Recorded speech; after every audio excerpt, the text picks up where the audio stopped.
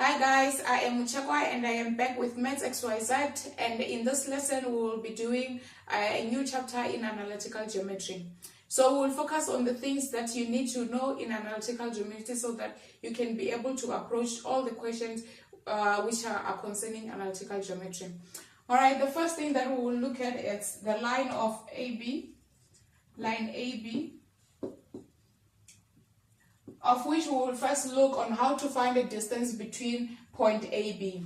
The distance between point AB, of which we know that A, it has coordinate of XA and YA, and B has coordinate of XB into YB. The coordinates are denoted by X is to Y.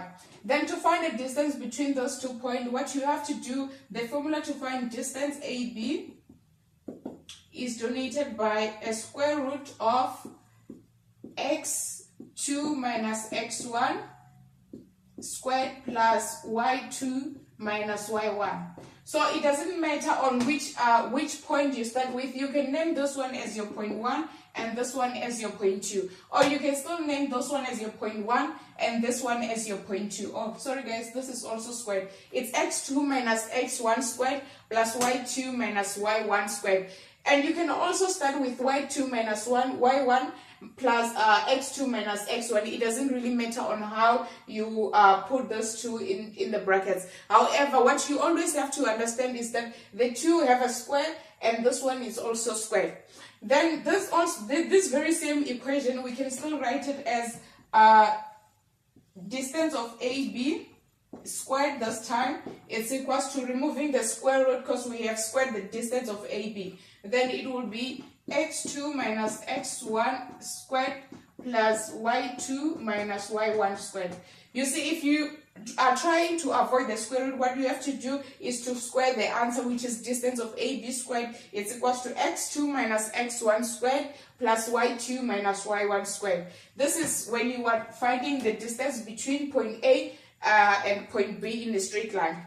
All right, the second one that we will look at, guys, is to find the midpoint between point AB, the very same 2 points AB which are on a straight line. To find the distance between this, of which we will say the midpoint between point AB is point P.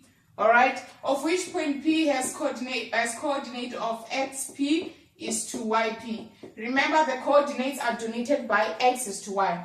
To find the midpoint between those 2 points, of which the midpoint is point P, is to say the X value of the midpoint, which is XP, is equals to XA plus XB divided by 2. This is to find the X coordinate of the midpoint P. Then to find the Y coordinates of the midpoint, it's it's it's YA plus YB divided by 2. This is to find the Y coordinate of the midpoint. This only applies when it's a straight line, guys, but if it's not a straight line, it does not apply.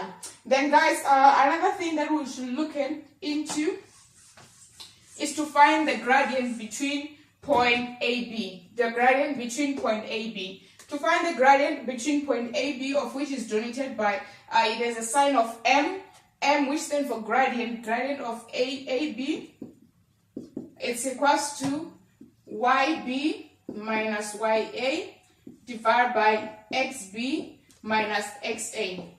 This is the formula to find the gradient between those 2 points. The same thing applies if you want to find the gradient between P and B, of which P is our midpoint and B. The same will apply. It will be YP minus YB divided by XP minus XB. All right, the same thing applies when you are trying to find the gradient of AP. So what you need to understand is, if you have to find the gradient between 2 points, what you do is to find is to use the coordinate of those 2 points. The y coordinate subtract each other, divide by the x coordinate which subtract each other. So another thing, one mistake that a lot of people do is to say, if in a numerator you say YB, you started with the coordinate of B minus the coordinate of A, the y coordinate of A. Don't forget that even in the denominator, you also have to start with B and subtract A. However, if you start with a in the denominator and subtract the coordinate of b, that's wrong because it won't give you the right answer. All right, guys.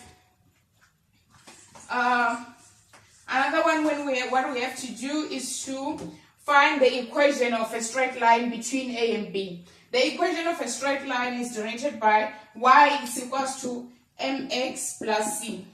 All right, this is the equation of a straight line, of which in this equation m stands for gradient and c is the another point in the graph, and y is our y-intercept and x is our x-intercept. All right, this one, sorry guys, this one is our gradient,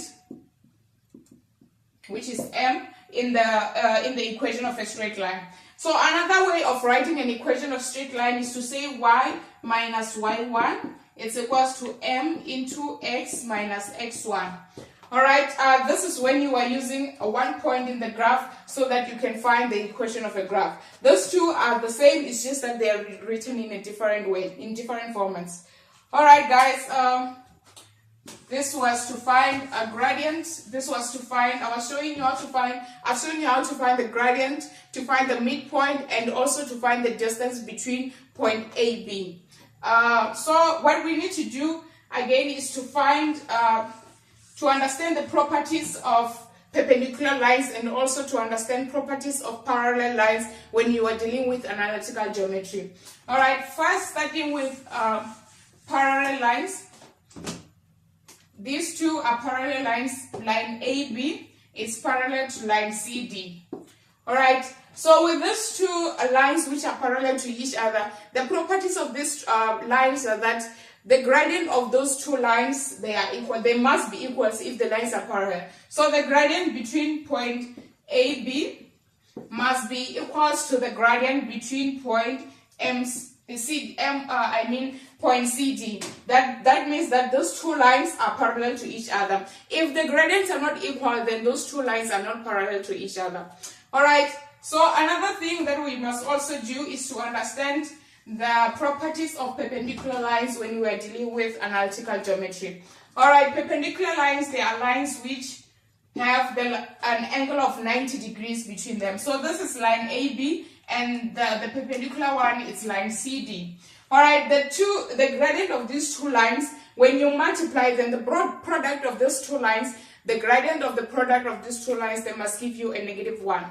That means that a gradient of AB multiplied by the gradient of CD, the answer must give you -1 when you multiply them. That means that if they do not give you a -1, then that means that those two lines are not perpendicular to each other. All right, don't confuse the two. When they are parallel, the gradient are equal. But if they are perpendicular, that means that the gradient of those two lines, the product, is equals to -1. All right, another one that we have to look into is to understand the properties of a collinear line in analytical geometry. Collinear line, it means that if this is A and we also have another point which is B, it doesn't matter if it's in the midpoint or anywhere in the line. As long as that line, as that point is in the graph, then it's a collinear. So it's AB, this is another point, and we also have another point there which is C.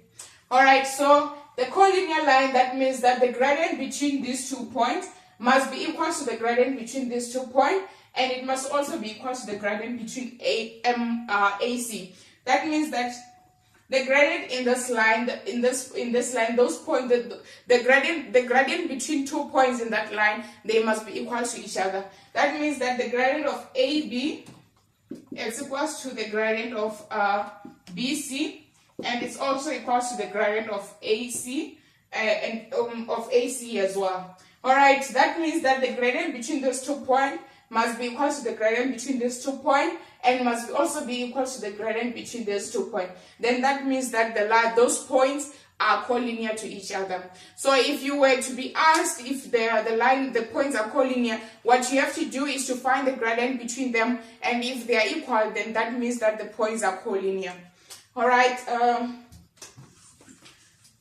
Another one that you need to know in analytical geometry is to understand the angle of inclination.